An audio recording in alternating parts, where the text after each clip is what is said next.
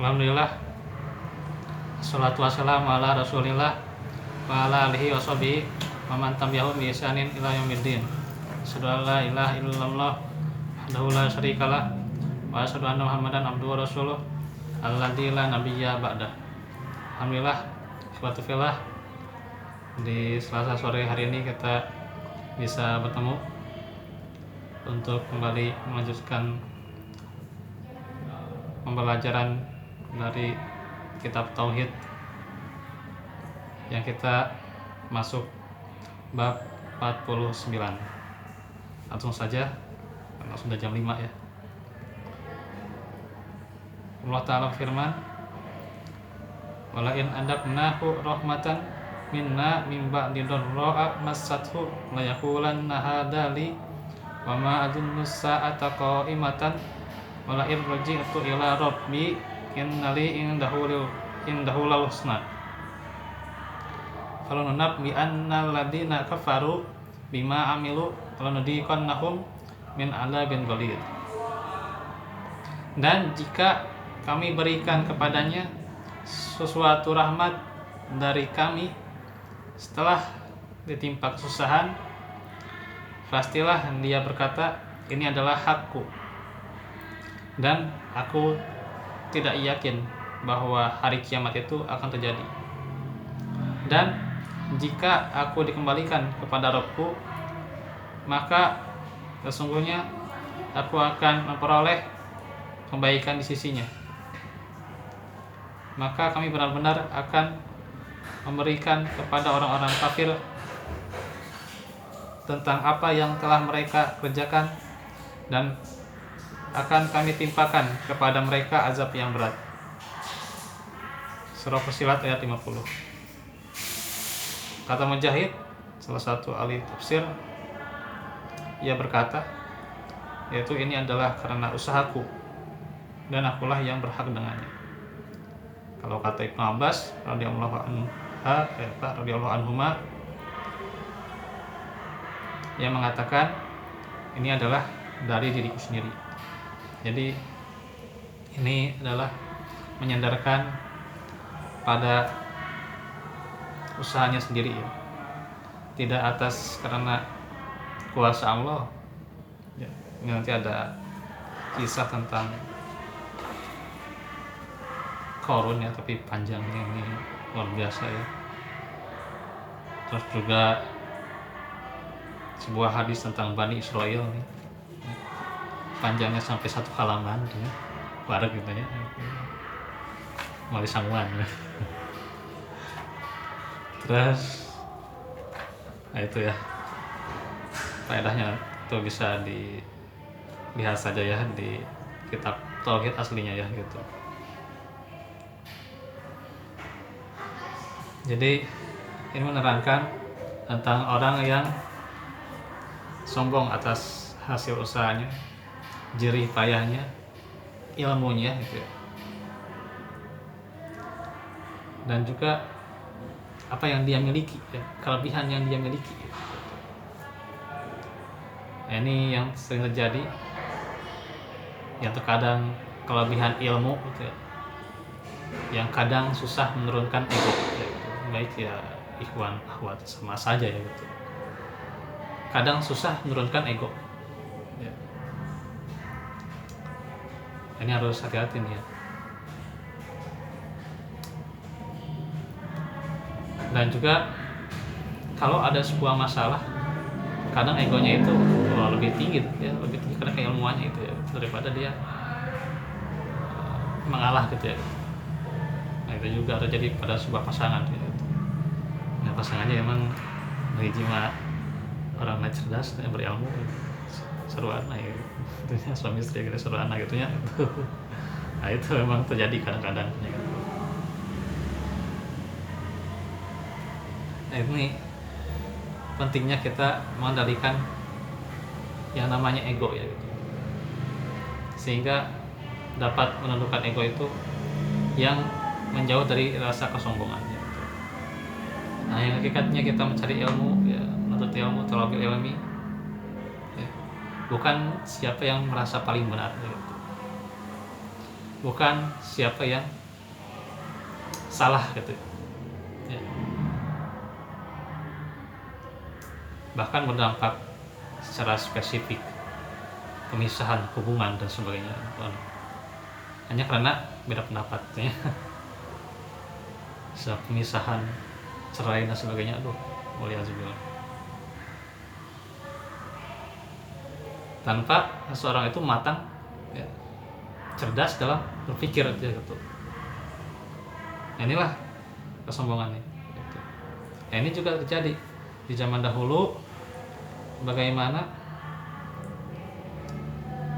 di surah Fussilat ayat 50, dan jika kami berikan kepadanya sesuatu rahmat dari kami setelah ditimpa kesusahan ya, rahmat ya setelah ditimpa kesusahan ya, kemarin bencana ya, kalau maju virus seperti itu. Nah itu setelah dimudahkan, diringankan, dilindungi dari bencana itu, dia bilang ini adalah hakku ya, usahaku gitu.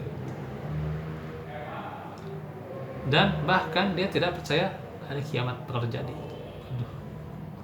Sampai segitunya ya gitu.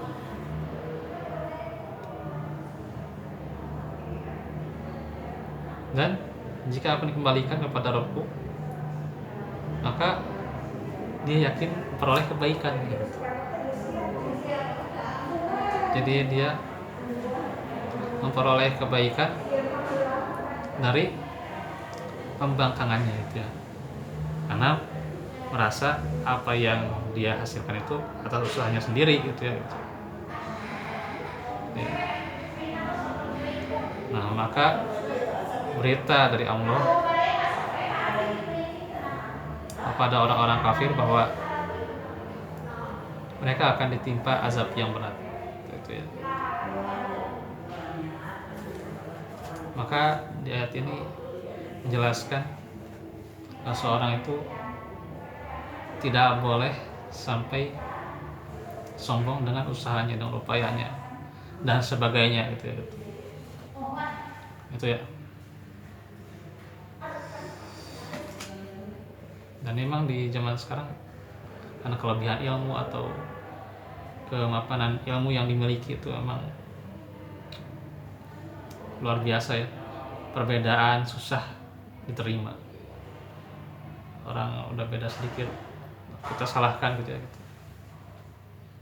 Ya, pemisahan hubungan dan sebagainya itu ngefek juga ternyatanya gitu.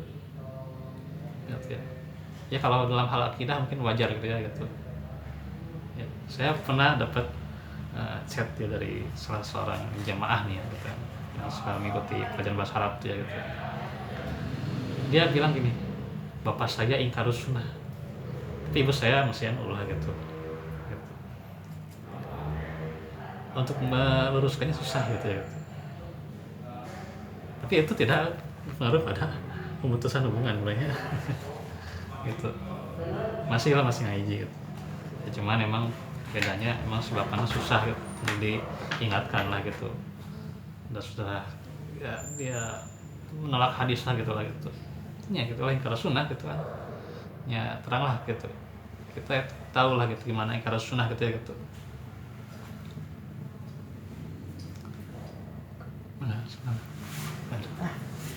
Keren lain.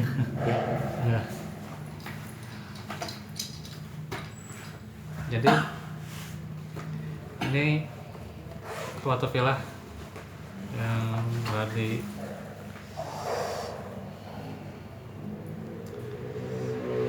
Facebook ya, dan juga yang lainnya.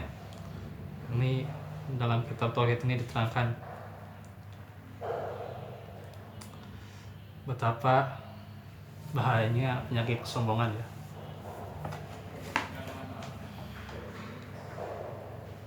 Nah ini ada setelah keterangan lagi lah yang kita baca ya.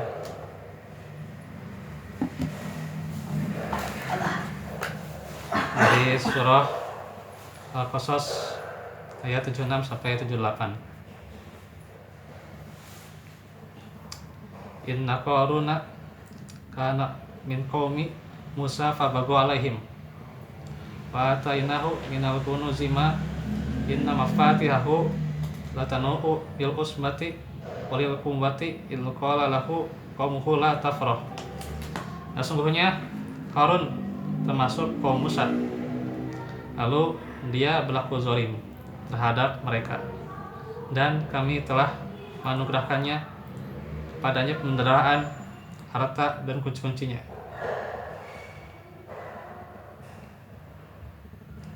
Sungguh berat dipikul oleh sejumlah orang-orang yang kuat ketika kaumnya berkata kepadanya, janganlah kamu berbangga. Innallaha la yuhibbul farihin. Sungguhnya Allah tidak menyukai orang-orang yang terlalu membanggakan diri. Nah, ini ayat yang menjelaskan kembali bahayanya kesombongan. Nah, ikhwatullah, maka kalau kita lihat dari sini bagaimana Qarun diberikan kemenderaan, harta, dan sampai kunci-kuncinya dia punya ya, gitu. Sampai berat dipikulnya ya, sampai harus orang-orang kuat dipikulnya. Tapi kata kaumnya, janganlah kamu berbangga ya, gitu. Sesungguhnya Allah tidak suka orang yang membanggakan diri ya. Kemudian lanjutannya, wabtaghi fima ataqallahu daral akhirah wala tansa nasibaka minad dunya wa ahsin kama ahsanallahu ilaik wala tabghil fasada fil ard innallaha la yuhibbul mufsidin.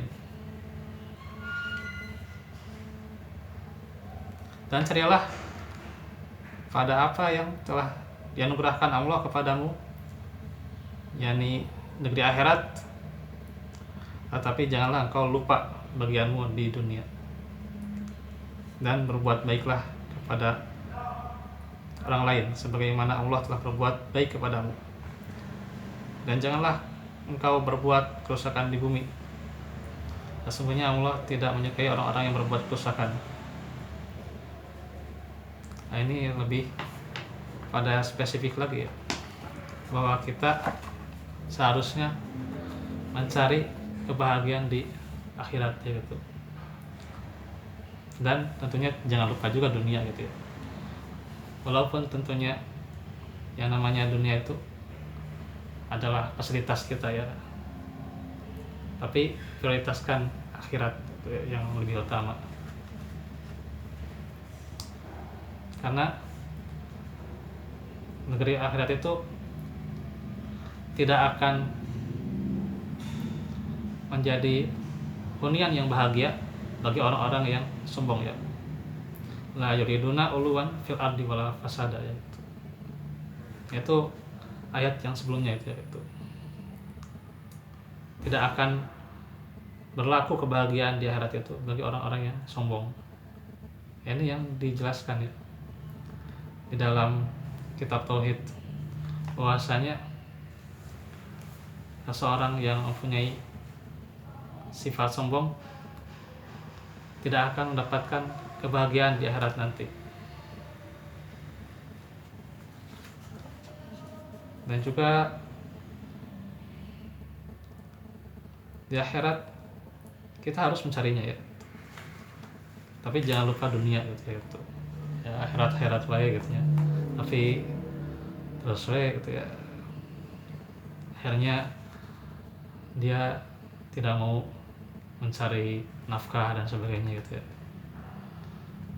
atau kebalikannya mencari nafkah terus sibuk gitu ya, gitu. Akhirnya dia lupa akan majelis ilmu, akan lupa akan sholat, lebih parah itu ya, gitu. Lupa ya, kalau sholat sunnah masih mending ya, gitu. Ini sholat wajib kadang itu jadi lupa gitu ya, gitu. Ini yang berbahaya gitu ya. Nah, ini tentunya harus berhati-hati seseorang. Bukan artinya harus seimbang juga gitu ya. Iya, harus, atau harus seimbang gitu ya, bukan seperti itu ya, gitu. Tapi dalam surah Duha dikatakan walal akhiratu khairul laka minal ula gitu. Ya. Dan akhirat itu lebih baik ya. Ya. Lebih baik daripada dunia gitu ya. Artinya harus ada prioritas gitu. Nah saja kita tentunya hidup di dunia gitu. Nah kita hidup di mana katanya gitu, dalam di planet Marsnya gitu. Ya gitu. Ya, ini bahwa jelas apa yang kita hasilkan kita panen nanti di akhirat ya, tapi janganlah menjadi sebuah kelebihan itu membuat kita terperdaya hingga mengakibatkan kesombongan ya gitu. Dan juga berbuat baik ya, sebagaimana Allah berbuat baik kepadamu ya. Kita berbuat baik pada orang lain ya gitu. Karena Allah tidak suka kerusakan ya gitu. Satu ayat lagi ya. Qala innama utituhu ala ilmin indi. Awalam ya'lam annallaha qad ahlaka min qablihi minal quruni man huwa asaddu min hukumatan wa aksaru jam'a wala yus'alu an dzunubihimul mujrimun. Dia Qarun berkata, sesungguhnya aku diberi harta itu semata-mata karena ilmu yang ada padaku. Tidakkah dia tahu bahwa Allah telah membinasakan umat-umat terdahulu yang lebih kuat daripadanya dan lebih banyak mengumpulkan harta itu. Dan tidak perlu ditanya orang-orang yang berdosa tentang dosa-dosa mereka. Surah Al-Qasas sampai ayat 78 ya, dari ayat 76. Nah ini menjelaskan bagaimana Qarun ya, yang begitu membanggakan ilmunya, membanggakan usahanya gitu ya, hingga akhirnya dia tidak mau bersedekah, tidak mau berzakat gitu. Maka tentunya seseorang itu tidak boleh terlalu membanggakan ilmu gitu ya gitu yang ada padanya, karena memang ilmu itu kan anugerah ya gitu. Dia sudah dijelaskan tadi ya barusan, kan itu anugerah ya. Lalu kenapa kita menyombongkannya gitu ya? Nah, kemudian juga bagaimana orang-orang kuat terdahulu ya, kaum Ad ya, kaum Samud ya, orang-orang kuat itu ya gitu. Tapi Allah hancurkan dia, Allah kocar kacir badannya sampai segitunya itu dengan guntur yang begitu keras gitu ya, dikocar kacir gitu ya, karena kesombongan mereka. Nah itulah bagaimana dasar orang-orang yang sombong ya, yang dijelaskan dalam kitab Tauhid ya. Nah itu ikhwatu fillah pemirsa online yang juga jemaah muhajirin ya, dimuliakan Allah Subhanahu wa taala, untuk pembahasan dari kitab Tauhid hari ini ya. Semoga bermanfaat dan insyaallah untuk Selasa depan bisa jadi offline lagi ya gitu, karena bisa dengan lantai di atas ya, alhamdulillah sudah dibangun lagi ya. Mudah-mudahan tentunya semakin memotivasi kita dan juga semakin terus-menerus kita upgrade hati kita dan juga keilmuan kita, agar tentunya menjadi pribadi yang rendah hati atas ilmu kita ya. Wa'afu minkum wa fikum wa atina bil rahmah wa ilana min amrina rasyada wa hab lana min azwajina wa dzurriyyatina qurrata a'yun waj'alna lil muttaqina imama. Qul hada wa astaghfirullah li wa lakum subhanaka allahumma bihamdika asyhadu an la ilaha illa anta astaghfiruka wa atubu ilaik. Alhamdulillah rabbil alamin. Assalamualaikum warahmatullahi wabarakatuh.